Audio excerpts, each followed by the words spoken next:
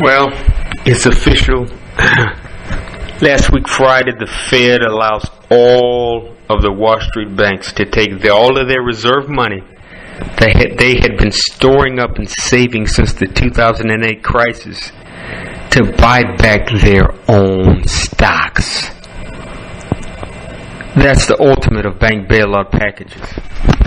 Nobody wants to talk about this on Main Street or Wall Street. Nobody wants to talk about the fact that the Wall Street banks, all of them, are allowed to take out their own reserve money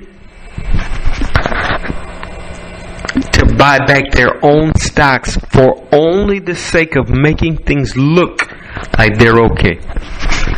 Scobles, the credit score company, has been giving credit scores for people who are now having all of their properties and cars, homes too, repossessed. These firms are using GAAP accounting or creative accounting only for shoulder, only showing us that everything's okay. But the fact of the matter is, and the reality is, if you remember my last 3, 4, 5 podcasts, I'm talking about following the money trail.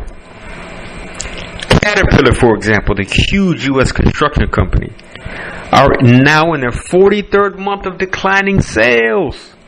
43 months straight of declining sales. Now, mind you, a year is 24 months. They're dealing with 43 months of declining sales. Now, July the 27th of August, 2016.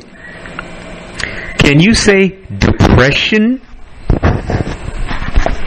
During the Great Recession, Caterpillar, 19 months consecutive of negative growth, declining sales.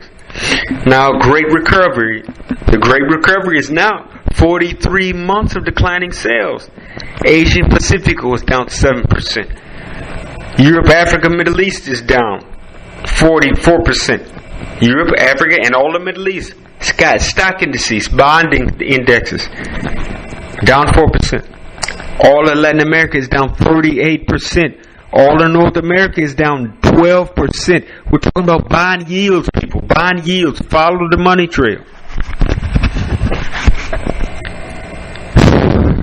All of North America is completely down by 12%. While the Federal Reserve is still in contraction now for 19 months consecutively. All global banks right now are being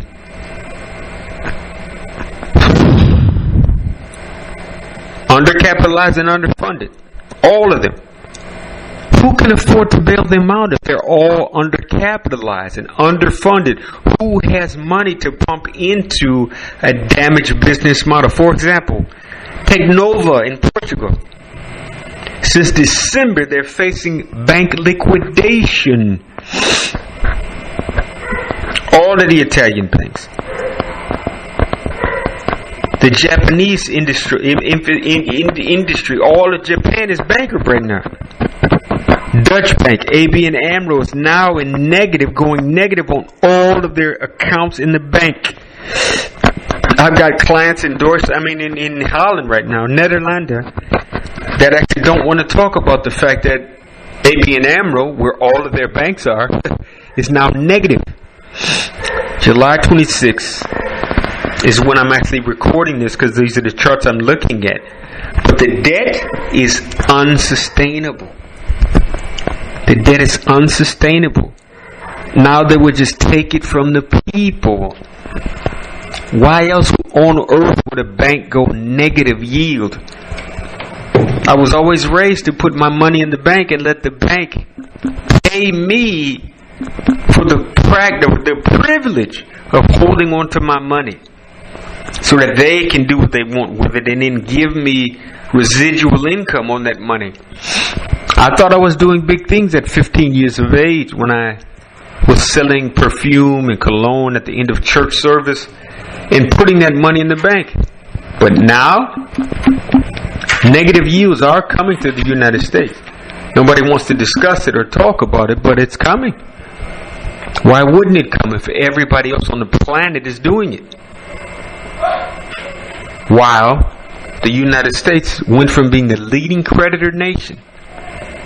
In 1983, for example, President Ronald Reagan is, ballyhooing and waving a red, white, and blue around in front of Gorbachev's face, being the leading creditor nation with the world reserve currency on the planet, the US dollar, to now being the leading debtor nation on the planet, 2016, 2017.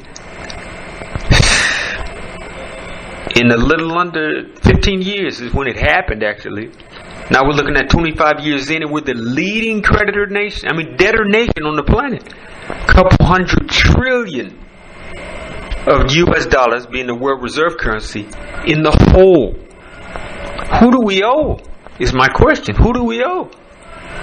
Why are the Chinese and Japanese dumping US treasuries and securities and sovereign bonds from the United States? What's sovereign about them when we owe everybody else on the planet?